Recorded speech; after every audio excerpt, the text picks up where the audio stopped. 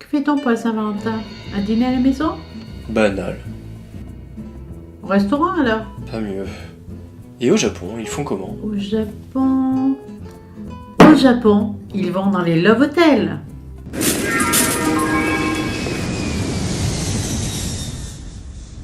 Bonjour à toutes et à tous. Du Japon, vous connaissez certainement la gastronomie japonaise, les paysages japonais, les trucs kawaii. Mais connaissez-vous les love hotels?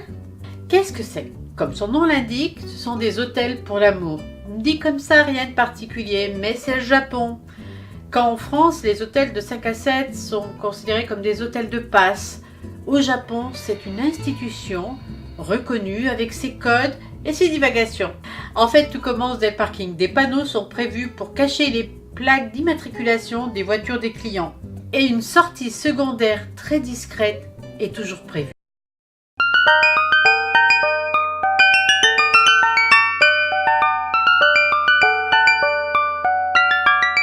Oui, vous pouvez louer votre chambre sans rencontrer âme qui vive.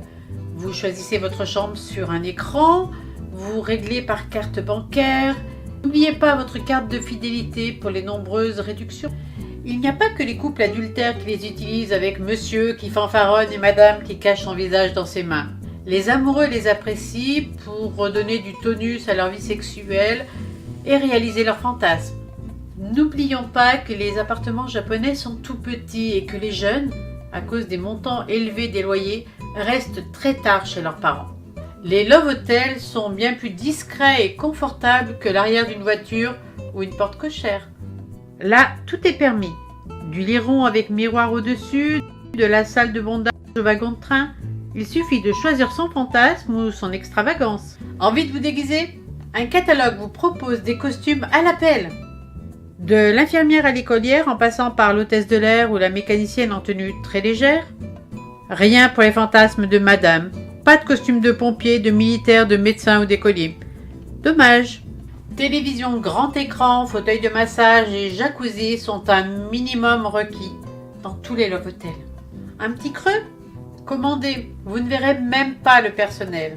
Une ouverture a été créée dans la porte d'entrée pour livrer vos commandes sans même croiser un regard. Oui, j'y ai dormi 2 fois, toute seule.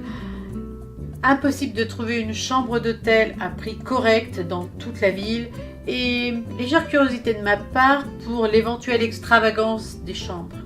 Car au Japon, les chambres d'hôtel sont fonctionnelles, bien conçues mais surtout très petites. Dans les love hotels, pour le même prix, on a droit à des chambres immenses.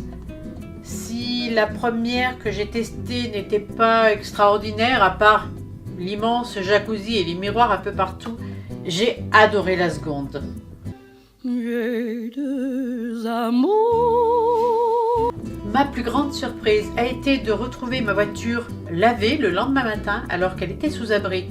J'ignore quel couple a assouvi son fantasme sur sa carrosserie, mais j'avoue qu'elle n'a jamais été aussi rutilante pendant mes 2 mois au Japon.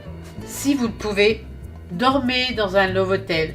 Même juste pour bien dormir, vous ne le regretterez pas. Alors, convaincu pour la Saint-Valentin, c'est bien plus original qu'un bijou en restaurant. Il paraît qu'il en existe dans toutes les capitales du monde. Avez-vous déjà testé ce type d'hôtel, pas forcément au Japon? Et si oui, qu'en avez-vous pensé? Écrivez votre réponse dans les commentaires en dessous de la vidéo. Merci à vous d'avoir regardé la vidéo jusqu'au bout. Si elle vous a plu, pensez à mettre un pouce bleu en dessous, abonnez-vous si ce n'est pas déjà fait, vous connaissez le principe. Et à bientôt pour une nouvelle vidéo sur le Japon.